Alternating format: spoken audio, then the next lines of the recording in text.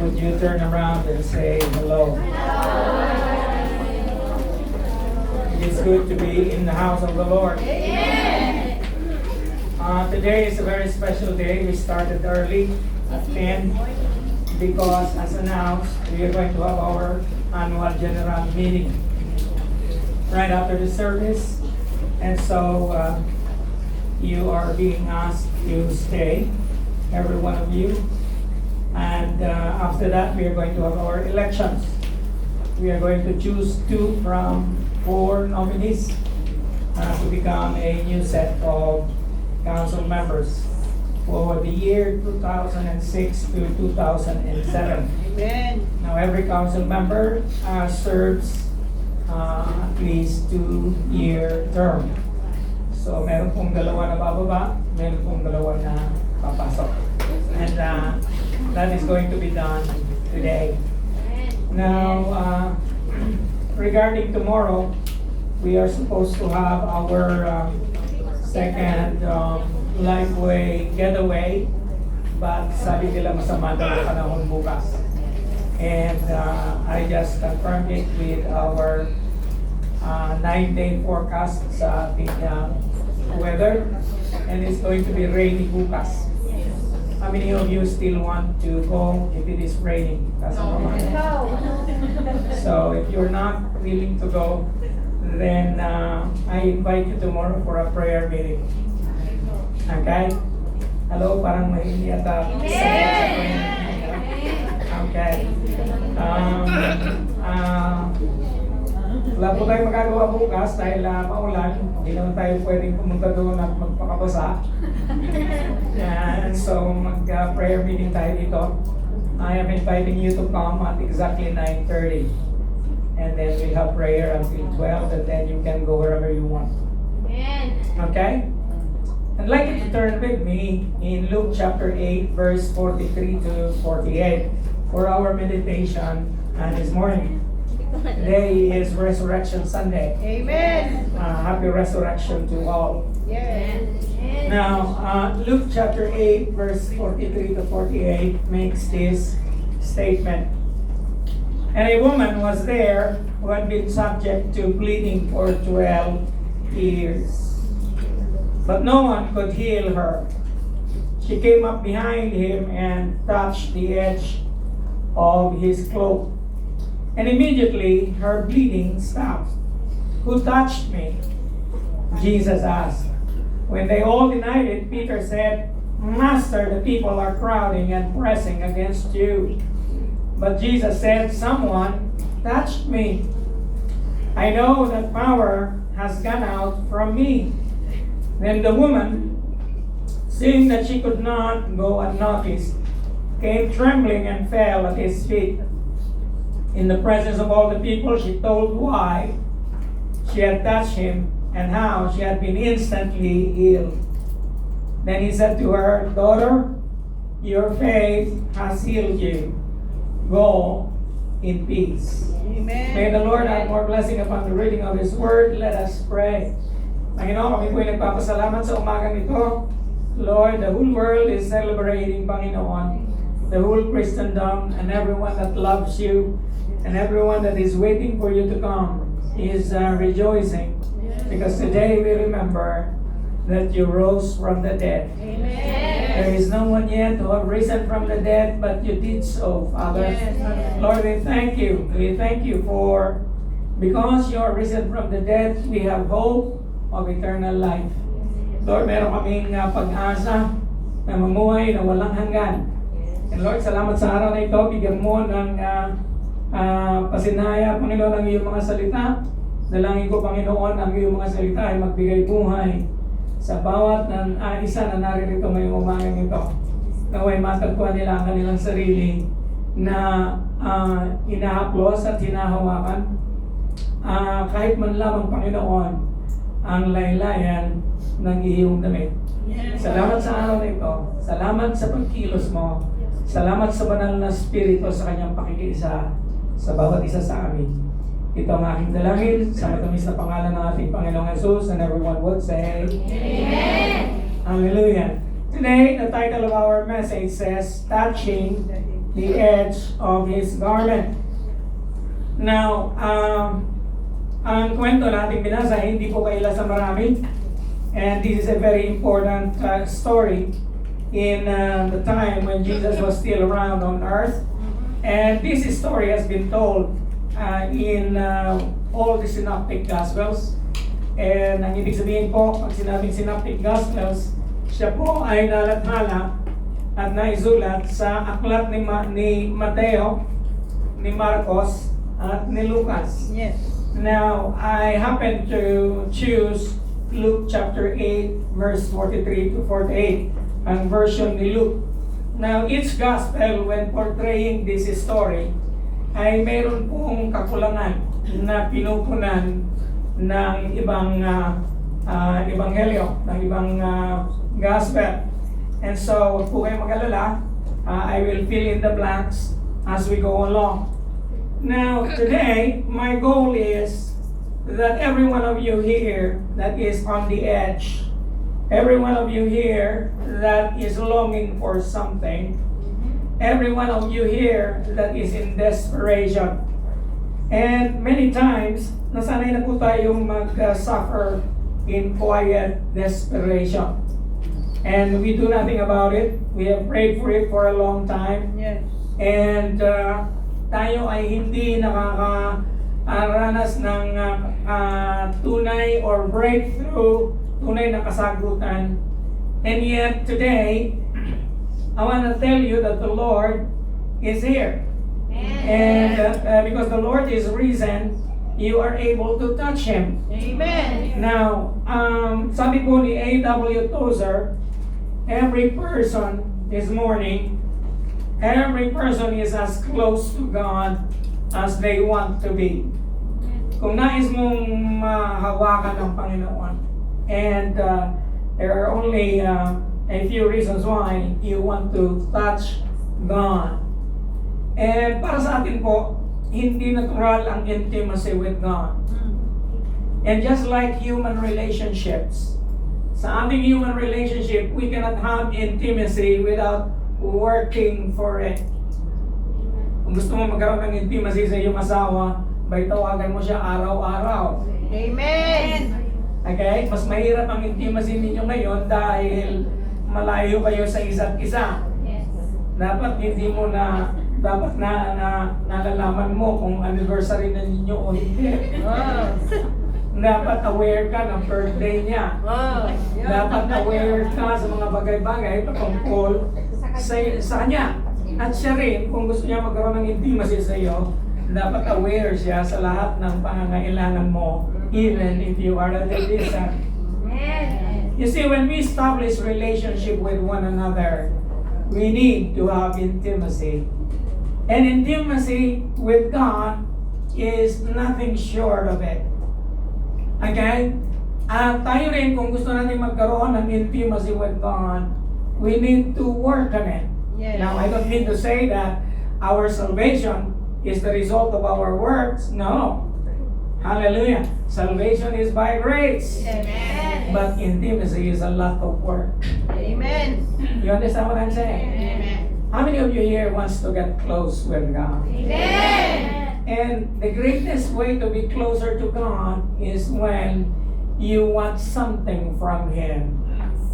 Lalong-lalo na kung may sakit ka ngayon at nakakailang beses ka na pumunta sa doktor at parang walang nangyayari. Napakarami mo nang iniinom. Sinubukan mo na ang herbal. Okay? Albularyo na lang yata, hindi mo nasusubukan. Dahil bawal sa atin yun. And yet, you see, the only way you can touch the garment of God, the only way, the moment you touch Him, a virtue is going to come out of Him, and you are going to be healed. You know that by heart. How many of you believe that God can heal you? Amen. And hindi lang sa healing. Yeah, matagal natin pinag-uusapan ng financial freedom. Yes. I want you to understand that only God can give you financial freedom. Amen. Because wisdom comes from Him. Yes. Kung sawang-sawa ka na sa kahirapan, you need to touch the Lord's garment this morning. Amen. He is the key to everything. Yes. Siya ang susi sa lahat ng bagay. Yes. Amen? Amen. And so, alam niyo, itong kwentong itong binasa namin kanina, ay alam ng marami, merong isang babae daw na he was subject to bleeding. Puro kayong mga babae dahil wala kaming lalaki ngayon. Alam niyo kung ano yung ibig sabihin ko. Yes. And yet, this bleeding which could have been normal is now abnormal because non-stop bleeding siya for the next 12 years. Now that's a lot of hassle, isn't it? Okay. Now, narinig niya na paparating ang Panginoon, and this is where the book of Luke doesn't tell us. He came to understand that the Lord is passing by. And so, she came to meet Him. And nung nakita niya ang Panginoon, sabi niya sa kanyang isip, if only I can touch the edge of His cloak, I will be healed. Wala din po yan sa aklat ni Luke, nasa aklat siya ni Mark. And then sabi niya, kung mahawakan ko lamang ang laylayan ng kanyang damit, ako ay gagaling. Yes. Sana magkaroon tayo ng ganyang pagnanasa ngayong araw na ito. And nais ko, isa sa ating mga goal ngayong umaga nito, na pagnasaan mo na hawakan o mapanghawakan ang laylayan ng damit ng ating Panginoon. And she did just that. I don't know how much struggle she went through dahil napakakapal ng tao. Have you been to a concert of a well-known singer? Yes. Ganun ang crowd na nasa palibot ni Jesus, and he was really struggling. And many times, even the picture that I have shown you, makikita natin ang depiction ng mga artists sa babae ito na humawak sa laylayan ng Panginoon na siya ay nakalugmok. Mahirap kong makalugmok sa dami ng tao. And I don't even think that he did that. Pagdating lang siguro niya sa harap ng Panginoon o sa likod ng Panginoon, saka siya bumaba at hinawakan niya yung laylayan ng kanyang damit. Now, nung nangyari sa kanya yon, immediately, sabi ng salita ng Panginoon, her bleeding stopped. And right in the next line, Jesus said, "Who touched me?" And all the disciples around him, and the 12 were around him, said, it was very confusing sa kanila. At sinabi nila sa Panginoon, si Peter nangusap, sabi niya, Panginoon, ang lahat ng tao ay sumisiksik sa iyo, pressing against you, and how come you will tell us that somebody touched you? But Jesus said, someone, a very special someone, touched me. Merong isang special na tao na humawak sa akin. Bakit? Sabi niya, I felt that power has gone away from me. Alam niyo, nararamdaman ng Panginoon pag tinatouch mo siya. Amen. And here is something I want you to understand. Not all people touches God. Hindi lahat ng tao ay nakaka-touch sa Panginoon. And here is another thing that I want you to understand. Very few people are mentioned in the Bible that was able to touch God. Many times, it is the Lord touching people. Yes. But in this occasion, a woman desired to touch him. And bihira po sa salita ng Diyos. Isa sa mga nakahawak sa Panginoon ay si Mary Magdalene. On Resurrection Sunday, Resurrection Day, sabi ng Panginoon kay Maria Magdalena, do not cling to me. Huwag kang yumapos sa akin because I have not yet ascended to my Father. Another woman, and it seems to be that women are more prone to clinging to Jesus than any other. And the woman who washed Jesus' feet at the house of the Pharisee also touched Jesus, and he was forgiven of her sin. Hallelujah. And then there is this in Matthew 14 where a crowd brought to him all who were sick and implored him that they may touch the fringe of his garment. And as many that touched it were made well.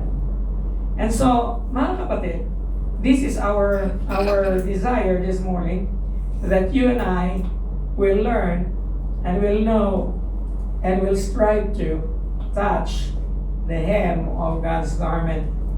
Si A.W. Tozer ulit, sabi niya, the yearning to know. Sometimes touching God is the yearning to know what cannot be known fully. You cannot know God fully. If you will know God fully, He is no longer God. Amen?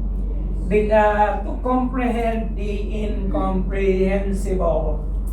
Ang maintindihan ang hindi naiintindihan. To touch and taste the unapproachable. Na mahawakan mo at matikman mo ang isang tao na hindi mo siya ma-approach ng ganun-ganun na lamang.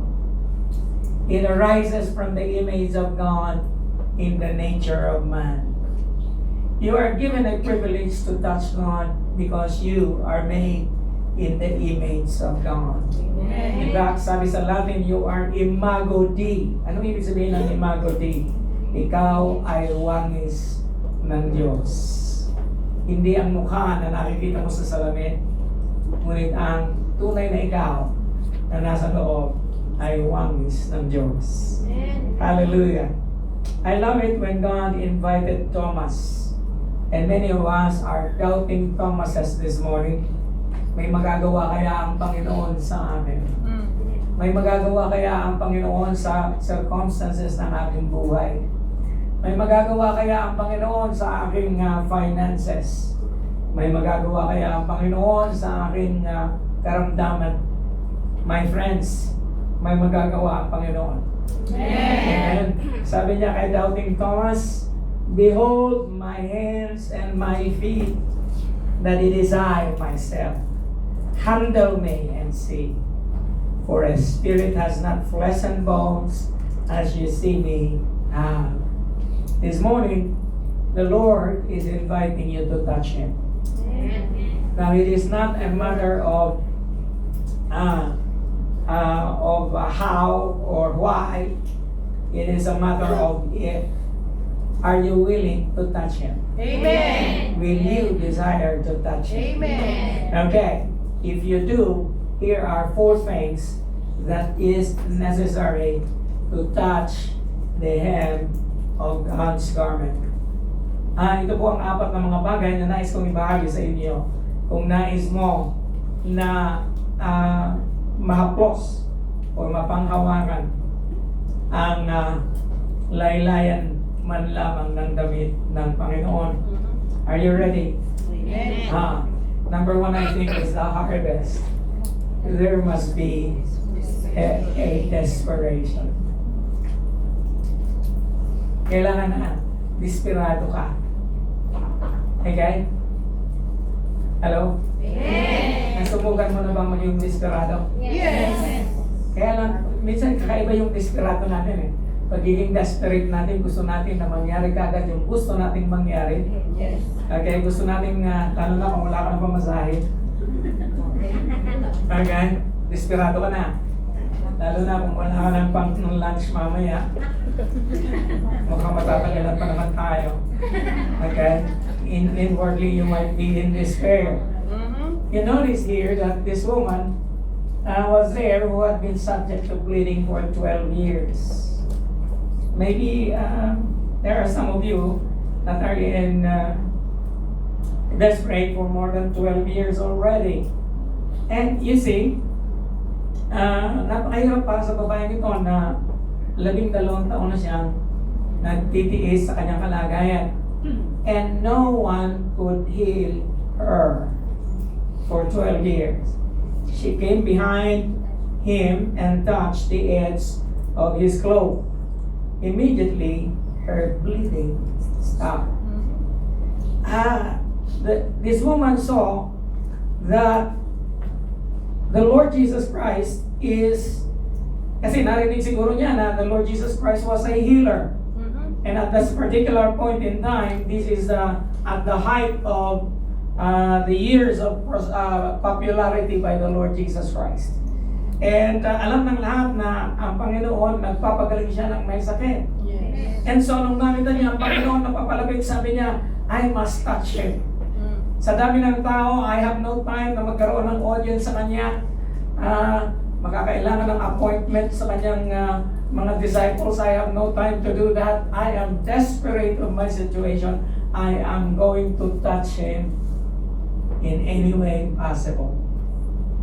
Sapagkat para sa kanya, ang kanyang pananampalataya ay nagsasabi sa kanya na mahawakan ko lang ang laylayan ng kanyang damit, ako ay gagaling.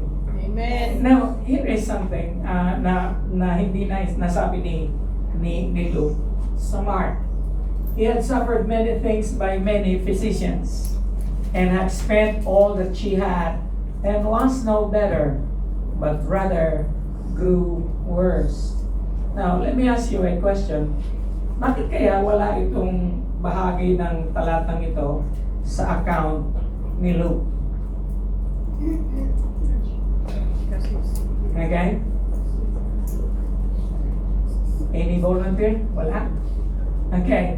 Bakit kaya itong bahagi ito na sinabi ni Mark ay wala sa kasaysayan, sa pagsasalaysay ni Lucas? Kasi si Lucas ay doktor. Ayaw niyang mapahiya. Di ba? Sabi niya doon, no one could heal her. Ganun lang kasimple ang sinabi niya. Pero si Mark, he had suffered many things by many physicians. You see, every time I go home, and I'm going home again by Wednesday, okay? That is a good way of saying I'm going home. Every time I go home, I used to see at least 2 physicians. My urologist and my doctor for my diabetes. And you know what? Ayaw ko naman silang insultuhin, but sometimes physicians are useless. Yes. They prescribe the same medicine to no avail. Amen? And you know what? There is only one physician that I know that can alleviate any of our diseases. And his name is Jesus. Amen? Now, this lady has suffered many things. And he had spent all that she had. Oh, alam niyo ba, tumaas na rin ang, dahil tumaas na ang gasolina, tumaas na rin ang singil ng doktor ngayon. Okay? Magpapakonsulta ka lang. Dati 300 lang binabayaran namin. Tumaas ng 500. Ngayon, 700 na. Ang isa. Yun ay pagka sa probinsya. Pagka dadalaw ka sa syudad, 1,000 na.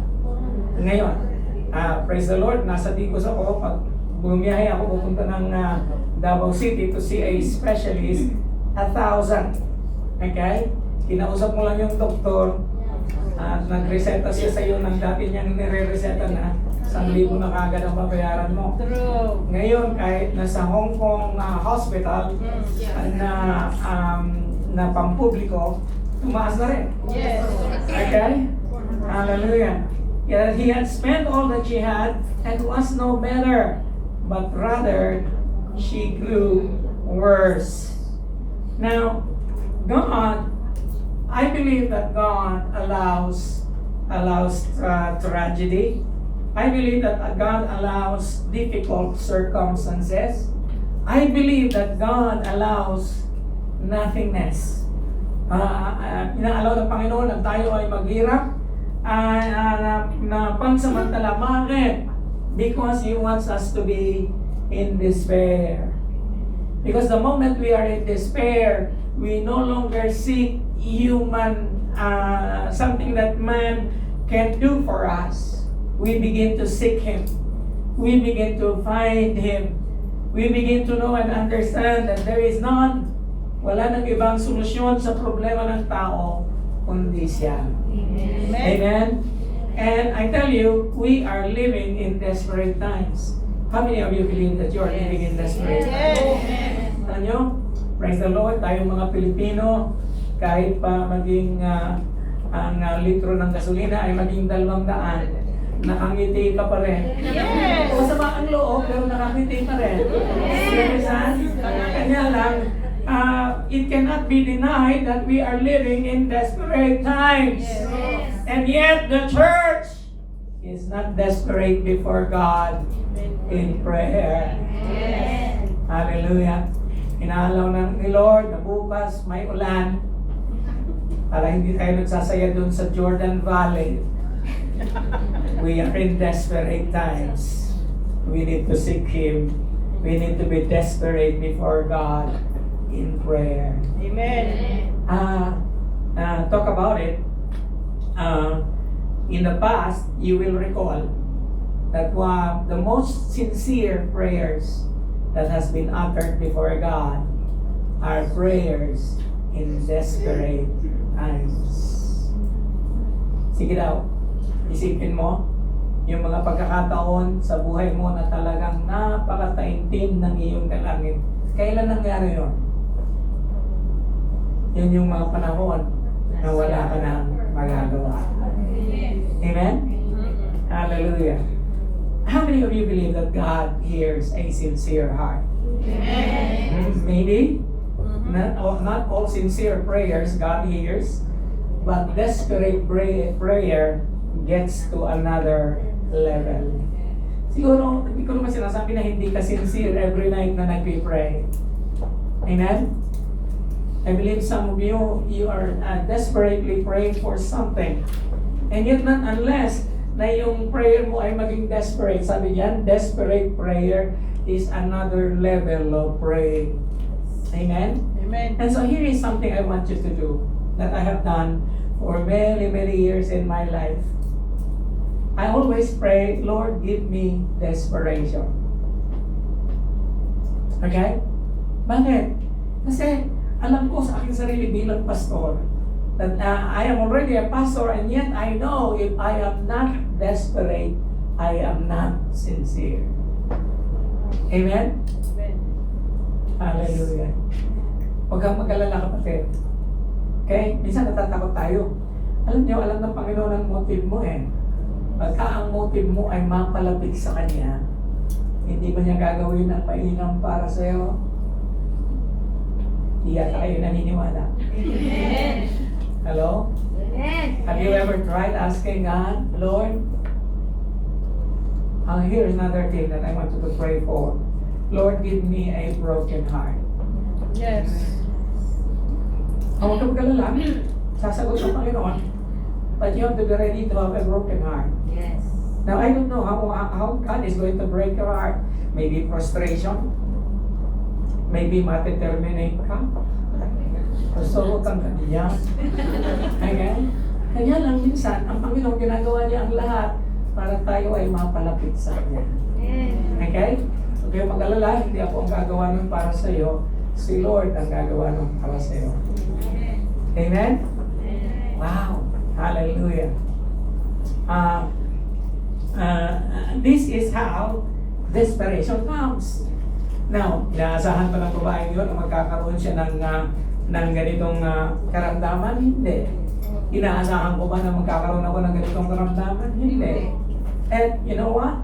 This condition in my life has been with me for the last, sabi ng Panginoon sa akin, the last time na nag-pray ako, sabi niya, pray ka ng pray I have a purpose kung bakit meron pa yan. I have never found you so prayerful in life not until you have it. Yes, true. Okay? And talk about it. Almost 20 years na akong may ganito. Okay pa naman ako. Hello? Amen. Lahat ng kasabayan ko na nagkaroon ng diabetes, ayun, nailibing na. Hindi ako nagbibiro. Okay, dalawa na sa classmate ko. As in a way. Okay? I am 65 by November, nagpaparinig. Again? Hallelujah.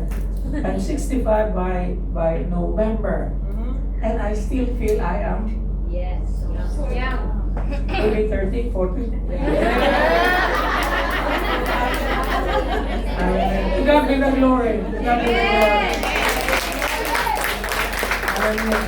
We are living in desperate times, desperate situation, these desperate circumstances, True. and yet God is calling us to desperation before Him in prayer. Amen. There is no other thing that can bring us into the presence of the Lord but affliction. Mm-hmm. Okay? And so, when we get there, hallelujah, huwag kang mag-alala, the Lord is going to take care of you. Amen. Hallelujah. Praise the Lord. This brings us to the second. So, number one, desperation. Number two is connection. There must be a connection. Who touched me? Can you imagine the Lord saying that? Sino ang humawak sa akin? Jesus asked, and He said it twice. Jesus asked, when they all denied it, Peter said, Master, the people are crowding and pressing against you. Hama!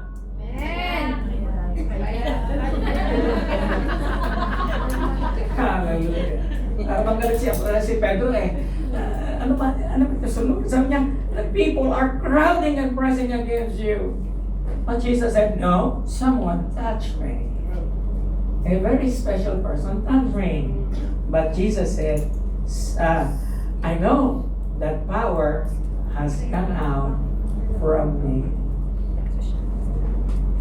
The woman with a blood issue, okay? Alam niyo ba na sa Old Testament, and even during the time of Jesus, hanggang during the time of Jesus, ang tao, ang babaeng nagme-menstruation o may buwan ng dalaw is pronounced unclean. Yes. Yes. Pagka may buwan ng dalaw ka, marumi ka. Hindi lang sa isang araw 7 araw kang unclean. Whoever touches you becomes unclean. Whoever touches the mattress or yung higaan mo, the bed that you're lying down, becomes unclean. Ganun katindi noong unang panahon. Okay? Ayun pang 12 years. And take note, you only become clean pagkatapos ng 7 days, meron pang another 7 days of purification ritual. Can you imagine that? That even your husband can touch you. In fact, bawal ang sexual relations when there is a monthly period during that time. Okay?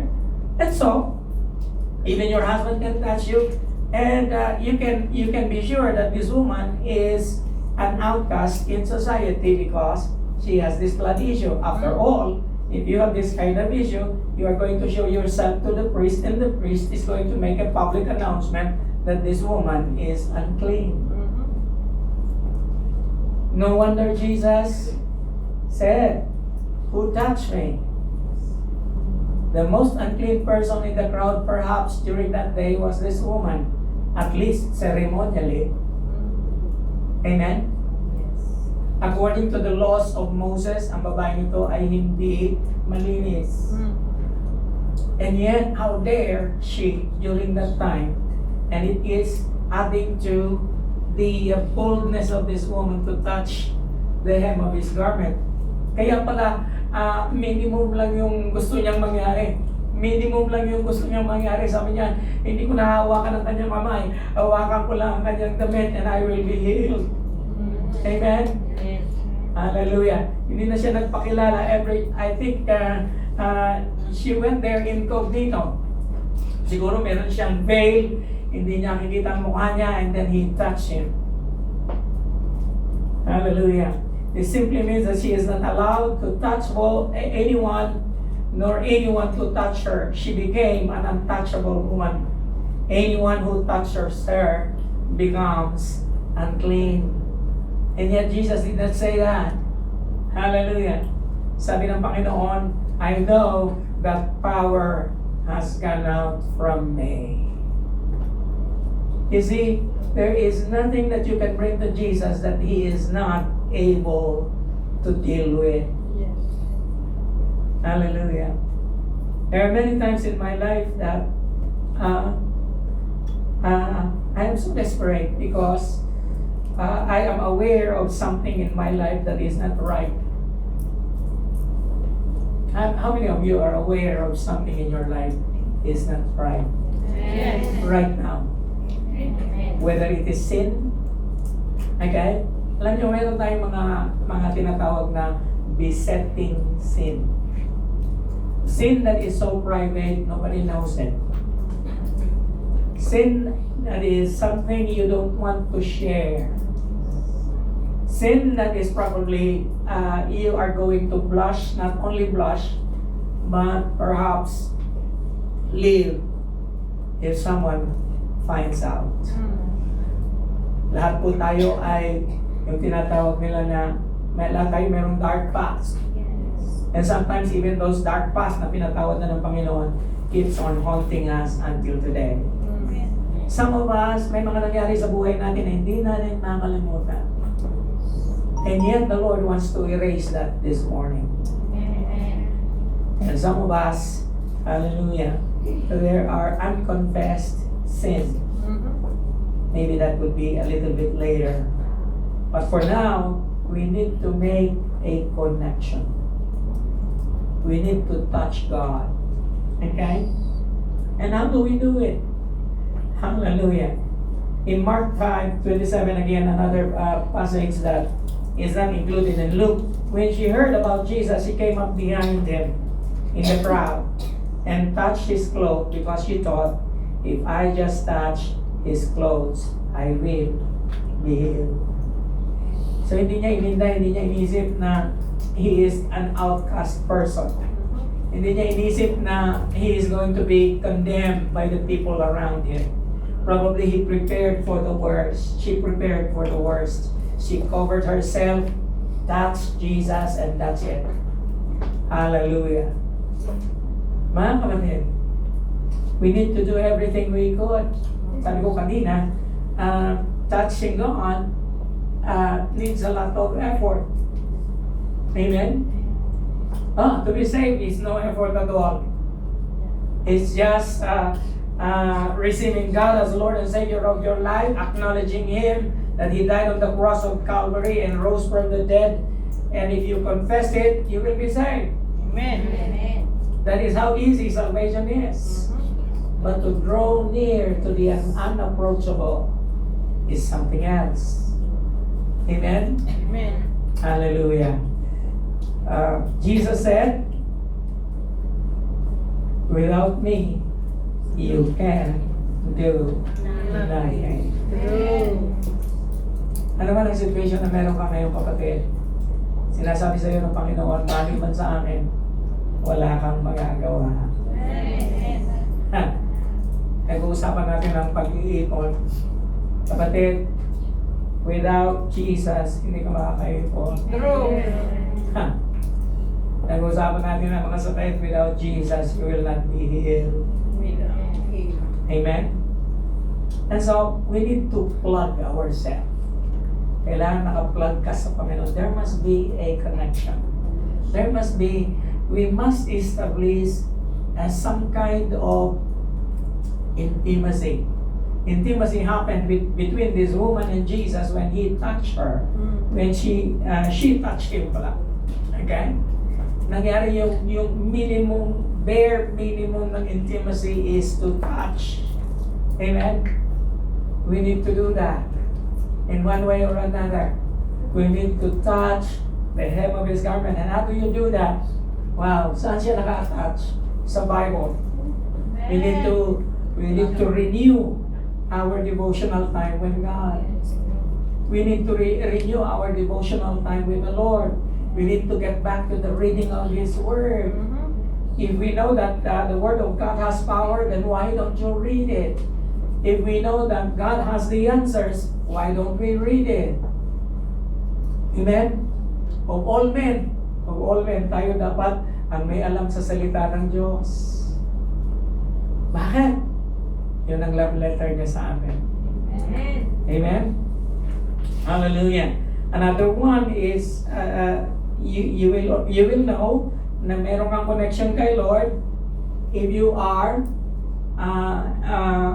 if you are connected to Him always in prayer. And kung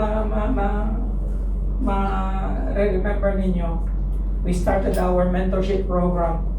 And there are two things I want you to instill with your mentee, okay, or your mentoree. And that is what? Number one is prayer. Hallelujah. Number two is devotional time with God in prayer and in the Word. Amen. Kaya lagi yung sinasabi, mahalaga ang reflections. Mahalaga ang babasahin mo ang salita ng Panginoon, and then you are going to write a reflection, because yun ang sinasabi ng Panginoon eh. It is the key to and secret to prosperity.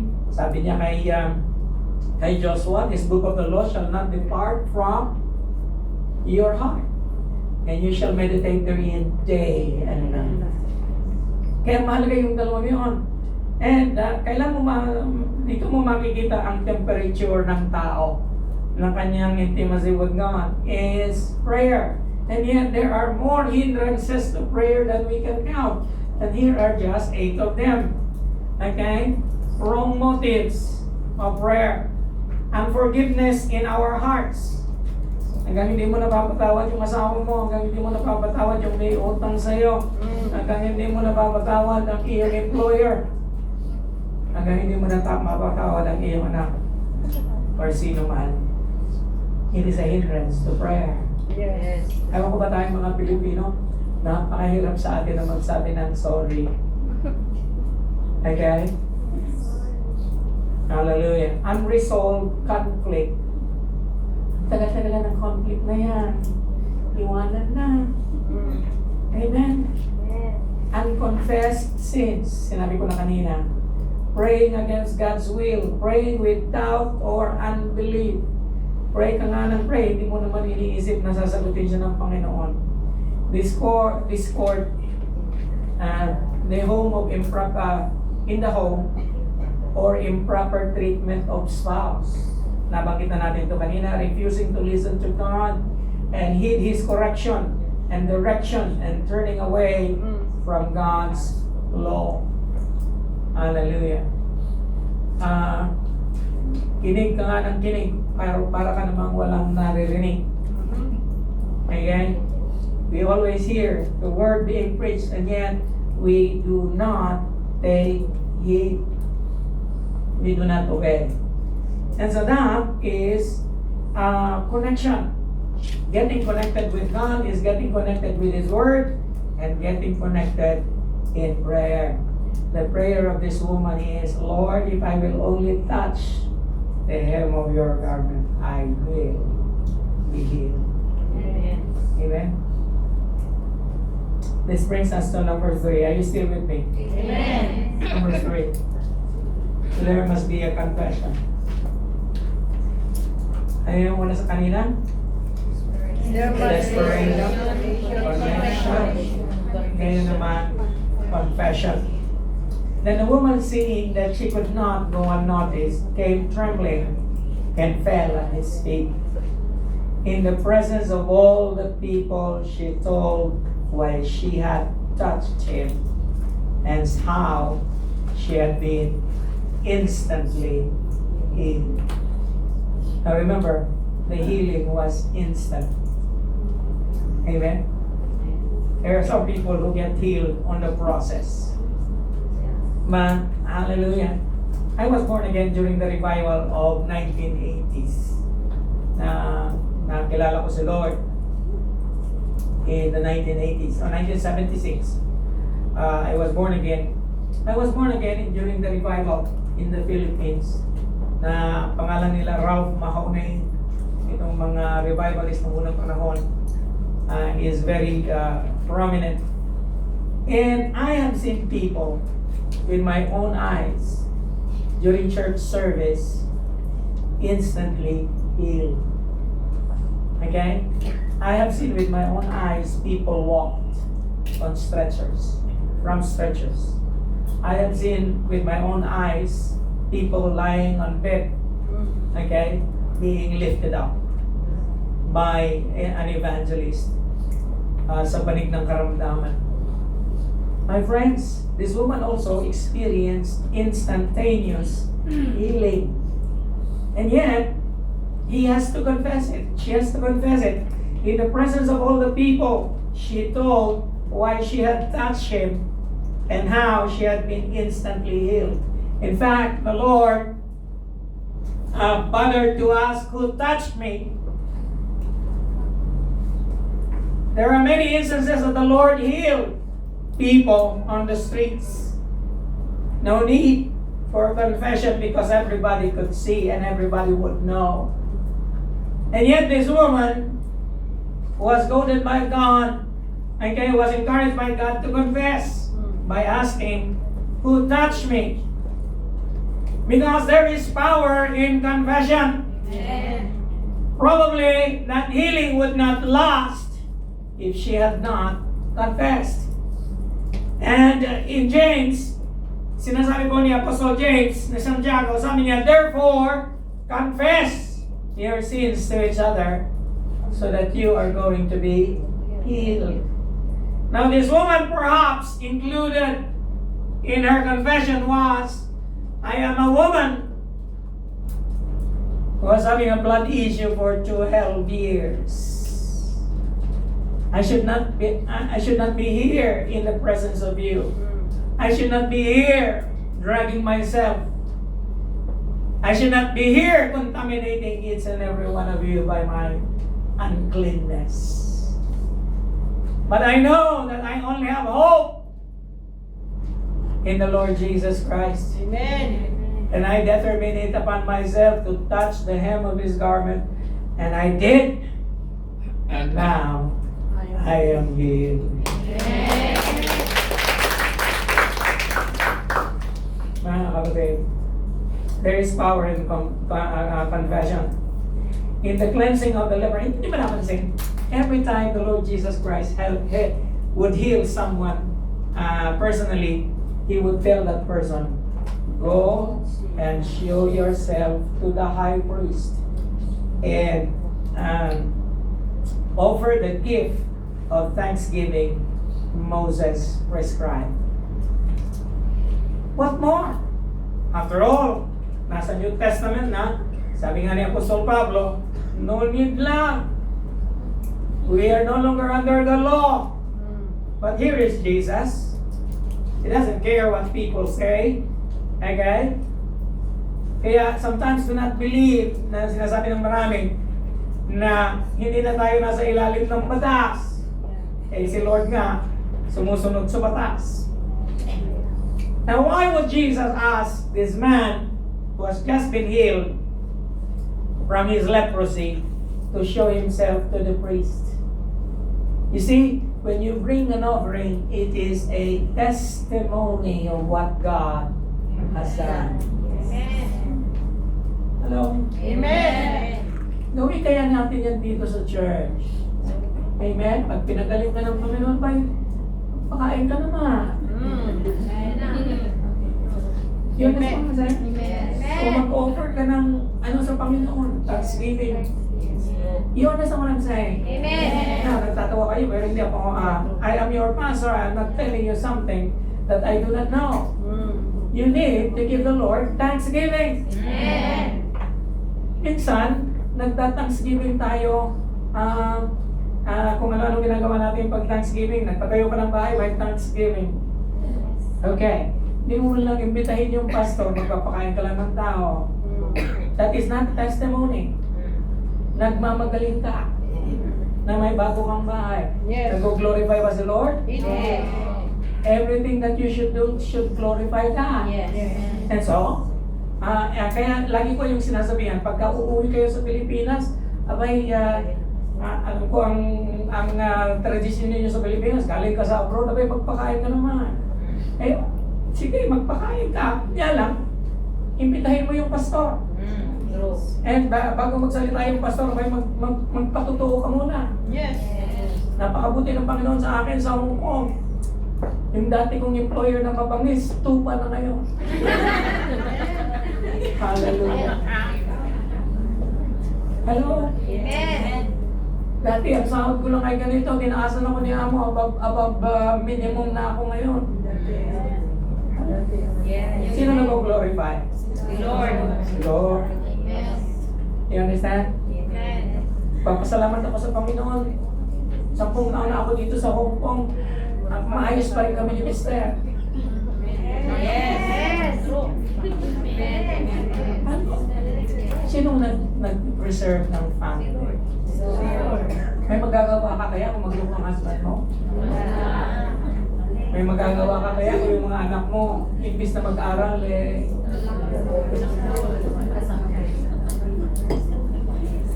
Amen? If you confess with your mouth, Jesus is Lord. Tinangaling ka ng Panginoon, sabihin mo, Jesus is Lord. Inugo ng Panginoon, nakabayad ka sa utang, sabihin mo, Jesus is Lord. And believe in your heart that God raised Him from the dead. You will be saved. I believe that salvation is not only spiritual. I believe that salvation is in the full context of our human life. Hallelujah. Nais ng Panginoon na ma-receive mo kung ano yung mga bagay na ipinagkaloob sa iyo ng Panginoon bilang consequence ng kaligtasan. Madalas kasi iniisip natin, ang spiritual na bagay, pag santay lang yan, pag labas ko ng pintuan, wala na. Akin na ito, buhay ko na ito. Hallelujah. Now here is another power of confession. Confession breaks the power of cancelled sin. It also heals the broken heart. Yes. Hallelujah. When you confess, something happens. Yes. Okay? Because when you confess something that is true and validated by heaven, and God acknowledges it, you retain your healing. Kaya minsan nagre-relapse yung iba na karoon na ng healing, pero hindi naman grateful. Hello? Minsan kasi, gumaling na tayo, malakas na tayo. Imposible ba yun na isang tao pinagaling ng Diyos tapos hindi grateful? Oo naman. Pinagaling niya yung 10 leprous person. Ilan na nagbalik na nagsasalamat? Salam. Okay? Mahina ang balik kay Lord, ano? 10% lang. Yes.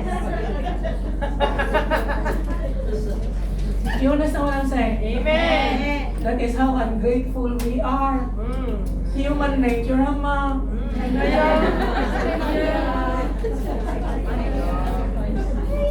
Okay? And that is the reason why you need to confess. Matagal na natin hindi ginagawa ito, gagawin na natin ulit. Pag may nangyaring significant sa iyo, huwag mong sarilinin. Pakisulat, kahit sa Tagalog lang o sa Bisaya. Okay? Tapos ilalathala natin sa Facebook. Okay? Now, hindi yung, it must be a testimony that is glory to God. Hindi yung glory to me. Kasi maraming testimony is glory to me. Now, testimony that is glory to God. Amen. Gusto mong malaman ang buong mundo na may ginawa ang Panginoon sa iyo. Amen. Now, it must be something that is concrete. Okay, when I say concrete, nakikita, nadadama, nabe-measure. Hindi yung sasabihin ko lang na, binless ako ni Lord. May lahat tayo binless ni Lord. Anong klaseng blessing yan? Amen? Hello? Amen. Okay? And so let's do that again. I am encouraging you. Submit mo sa akin para ma-edit natin. Okay? At then ilalagay natin sa ating Facebook page. Amen? I challenge you. There is power in confession. Amen. Okay?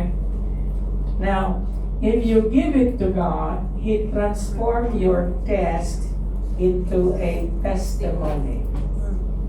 Your mess into a message. And your misery into a ministry. My friends, nalulugod ang Panginoon pag naayos na ang mess mo. And alam mo kung sino ang nag-ayos. It brings glory to Him. Amen? Meron ba dito na hindi messy ang life? Palagay ko lahat tayo messy, di ba? Hallelujah. And then if it is not a mess, it is a misery. And if the Lord is going to turn it into a ministry. It is just like that woman whom the Lord met on the well, the woman at the well. Remember? Yes. Ano ang kanyang pinagsisisigaw niya? Come! See a man who told me everything I ever did. Could this be the Messiah? They came out of the town and made their way towards Him. Ang kung tutuusin, ang babaeng ito talagang hindi maganda ang kanyang past. Walain mo yun, nakalimang asawa siya, ikaw wala pa. Aray ko! Amen. Napakapangin na kanyang kahapon. Okay? Eh, ginigising ko lang kayo. They came out of the town and made their way towards Him. Amen. You know what? Even how messy the life of this woman was, ginamit ng Panginoon yun para ang isang bayan sa panahon nila. The town in Samaria came out to hear the word of the Lord, or the word of the Lord Jesus Christ. Hallelujah. This brings us to number 4. Nasabi sa katabi mo last time. Number 4. There will be affirmation. Then He said to her, Daughter, your faith has healed you. Yes. Now, here is another thing that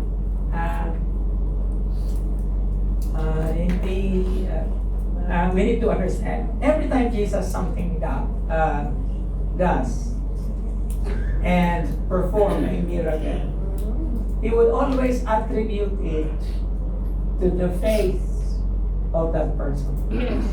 Lagi yung sinasabi, your faith has healed you. Nang dahil sa pananampalataya mo, ikaw ay gumaling. Okay? Now, sabi niya kay blind Bartimaeus, go, your faith has healed you. You remember blind Bartimaeus? Yes. He asked him, Jesus, Son of David, have mercy on me. Yan ang sabi niya. Paulit-ulit niya sinasabi, hindi siya nakakakita. Ngunit narinig niya na darating ang Panginoon.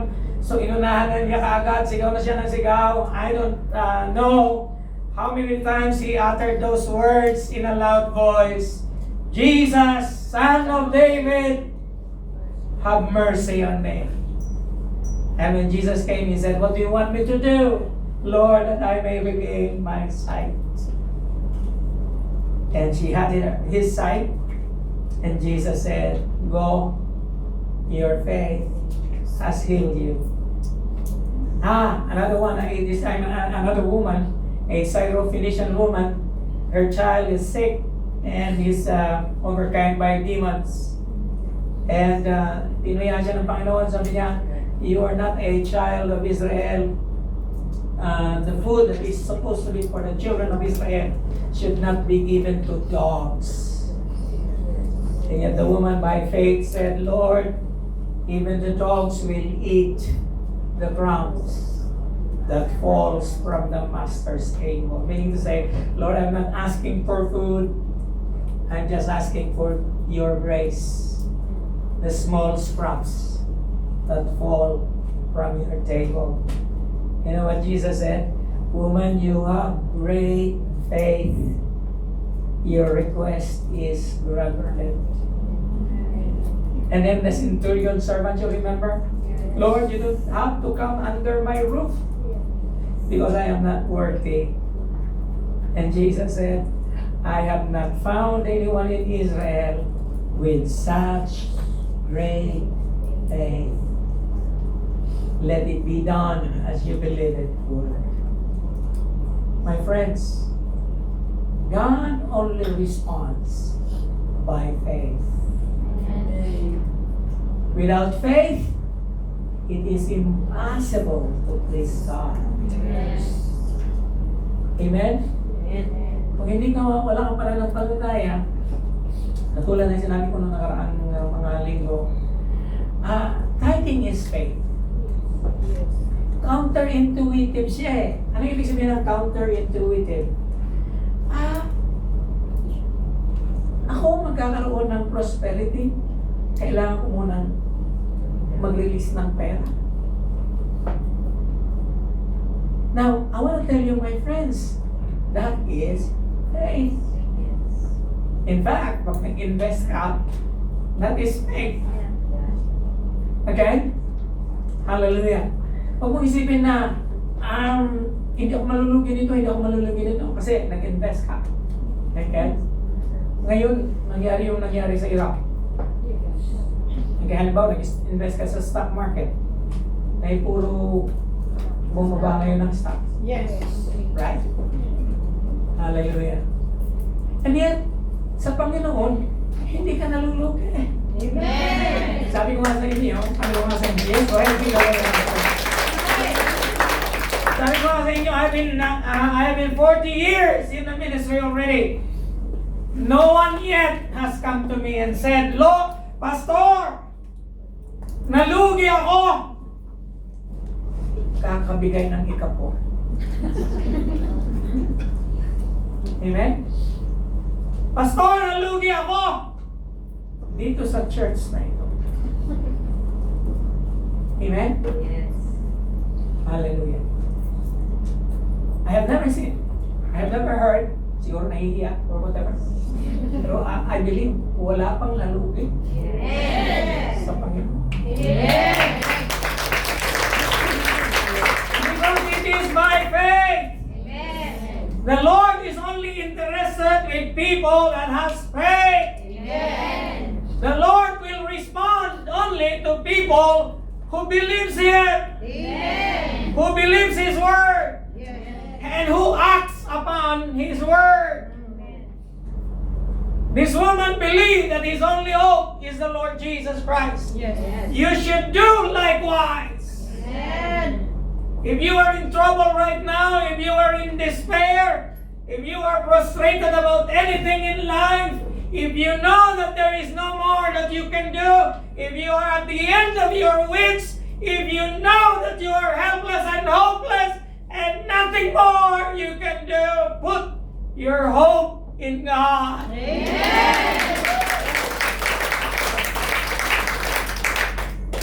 No one else can bail you out. Yes. I can't bail you out. Not anyone here can bail you out. We perhaps can console you. That is the only thing that we can do. Put our arms around your shoulder.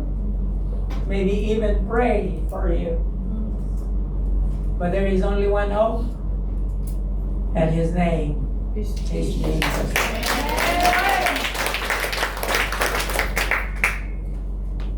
Hallelujah. His word still rings true. Everything is possible for one who believes.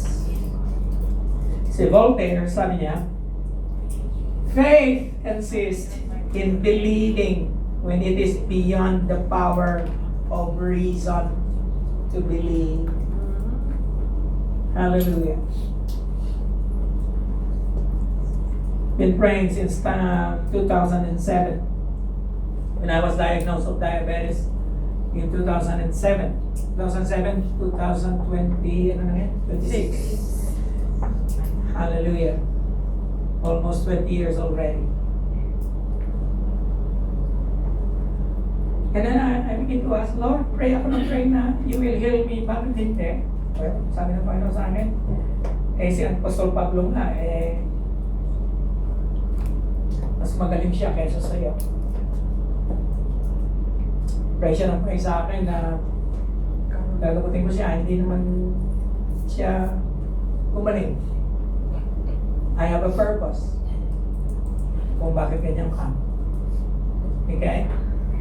And suddenly I begin to realize that the Lord just give me this kind of affliction so that I will be in my place trusting Him. Yes. And yet, hindi na ako nag-worry. Again, I still go to my check-up. Hindi na ako nakikinig sa doktor sa akin. Yun pa rin ang sasabihin niya sa akin. Di ba? I've been there probably almost 100 times already since I was, sabi ko, pakikinggan ko kung ano yung sasabihin niya, yung gamot na ipapainom niya sa akin, hindi yung gusto kong sabihin niya, hindi. And I'm still alive. I don't believe an iota or a single moment do I believe that it is the doctors that is keeping me alive. Yes. No. It is only the Lord Jesus Christ who can tell me, pass your paper, finish or unfinished. Amen? Yes. Diba sabi ng teacher noon, pagka Yes. time na, okay, pass your paper, finish or unfinished. That's not the end of the world. Hallelujah. Hindi ko pa naman naririnig si Lord na gano'n ang sinasabi niya sa akin. I still believe that the Lord, sabi ko, Lord, give me another 30 years of my life Amen. so that I can serve you another 30 years. Amen. I've been 30 years now in Hong Kong and I'm asking for another 30 years. Amen. Probably not in Hong Kong. Hallelujah. But faith consists in believing when it is beyond the power of reason to believe. Ang pananampalataya daw ay naniniwala beyond, higit pa sa kapangyarihan ng rason, ng reason na tayo ay maniwala. Amen? Kaya nga sabi ko, counterintuitive siya. And yet you do it because you believe not in something that is going to happen, but you believe in the person that promised. Amen. Okay? You believe in a person that is able to do it.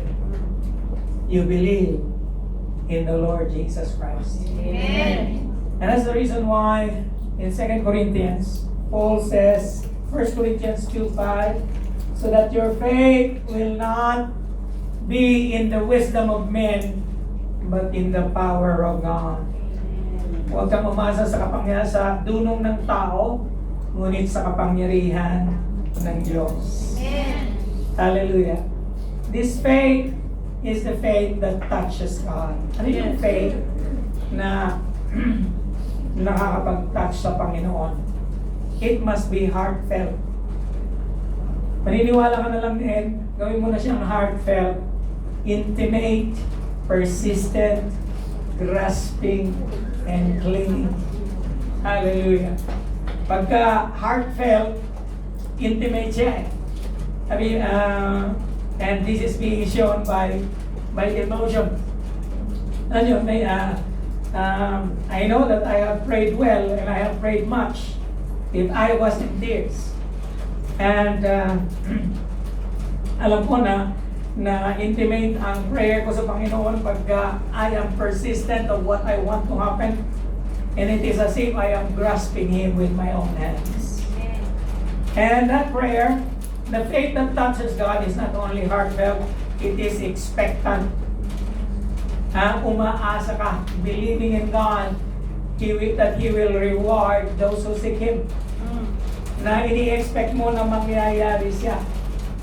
Para sa akin, ang expectation ko is ganito. The moment I pray through, my mind might be struggling yet, but no, my heart is already at rest. Sabi ko, I will rest on the promises of God. And then I will let go. Amen? That is expectation. Now, faith that touches God is also actionable. Meaning to say, you must please God through generosity, kindness, and sacrifices. Amen? Kung may magagawa ka, gawin mo na ang dapat mong gawin. And the last but not the least, ay nagtitiwala, trusting, even in difficult times. Amen? Mamaya po, pagkatapos ng service, meron tayong annual General Assembly meeting. And unique ang 2025 sa atin because this is the only year that successively from January to December of 2025, we are having a deficit of an average of 4,000 Hong Kong dollars every month. Sabi ko nga sa Panginoon, Lord, kung kailan ako magre-retire, saka nangyayari ito sa iglesia. Now, the reason being, napakaraming umuwi, napakaraming na-terminate, and at the same time, may mga iba na lumipat. Praise the Lord, may mga ibang bumalik. Amen? So, I am already used to the seasons of time. And yet, I was desperate. Okay? Alam nyo, hindi kayo nag-i-struggle sa finances ng church. Ang laging nag-i-struggle yung pastor. You understand? Because I know the situation. And yet, nitong nakaraang buwan, siguro nagsawa na ako ng copy pray. Sabi ko sa Panginoon, Lord, hindi na ako mag-pray ng nalalaman mo na kung ano ang palagay ng iglesia. But this month, I'm going to stand on your word na hindi kami madidefeated. Amen. And then after that, hindi na ako nag-pray pa tungkol sa finances and everything. Lo and behold, after 14 months of continuous 4,000 average deficit, for the month of March, hindi tayo deficit.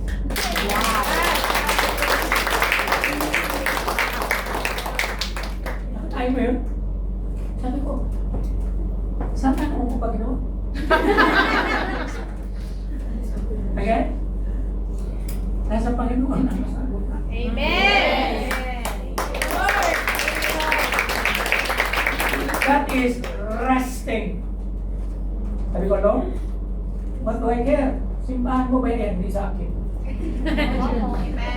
Okay? This is not my church. This is the Lord's church. Amen. And so I said, Lord, bahala ka na. Okay? Iglesia mo ba yan? Okay?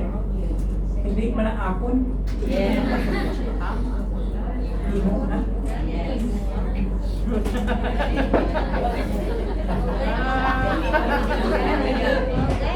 Oh, done. Okay? And so something happened. And, you know,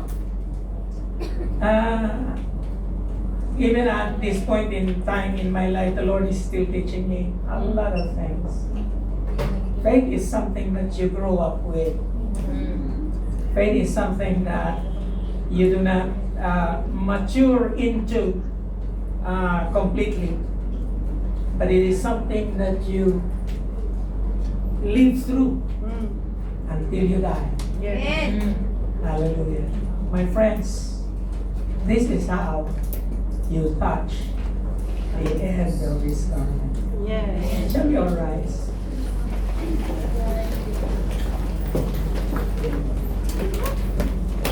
Lord, I come to you, let my heart. Would you close your eyes with me? How many of you this morning, katulad ka ng babaeng yun na ating pinag-usapan, you are at the edge. Di mo na alam kung anong gagawin mo. Naubos na ang lahat ng tulong mo, lakas mo, impluensya mo. Ginawa mo na ang lahat. Ngunit wala pa rin nangyayari. Maaaring ito ay sa isang karamdaman. Maaaring ito ay sa kabuhayan. Maaaring ito ay sa relationship. Hindi ko alam. Ngunit ikaw ang nakakaalam at si Lord ang nakakaalam. And you know na ang tanging pag-asa mo lang ay si Lord. If you know in your heart the Lord has spoken to you this morning, and you know that the Lord is the ultimate one who can make these things for you, lift up your heads wherever you are. Sino ka man? Yes.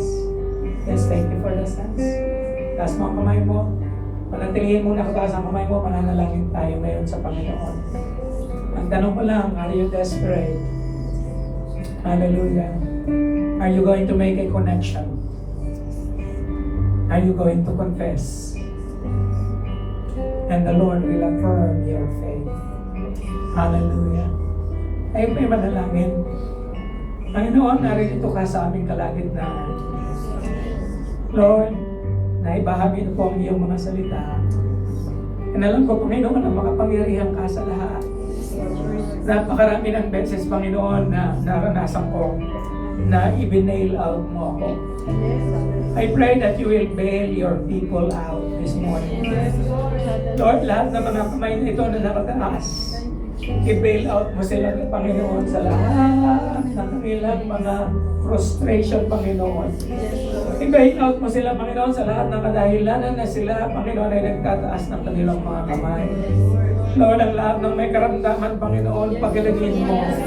Oh God, Lord, I pray, matagpuan mo ang bawat isa na mayroong pananampalataya. Because only faith can please you, Lord. Lord, hindi ka namin mabiblis, Panginoon, kung wala kaming pananampalataya. Lord, we believe that only you, Lord, can give us a way out. Only you can heal. Only you, Lord, can unburden us. Only you, Lord, can lift, oh God, this heavy burden that is on our shoulders. Sa ngalan ni Jesus, sino ka man na narito ngayon, this is the Lord speaking to you. Your faith shall make you whole. Your faith is going to make you whole. Trust Him, yield your life to Him.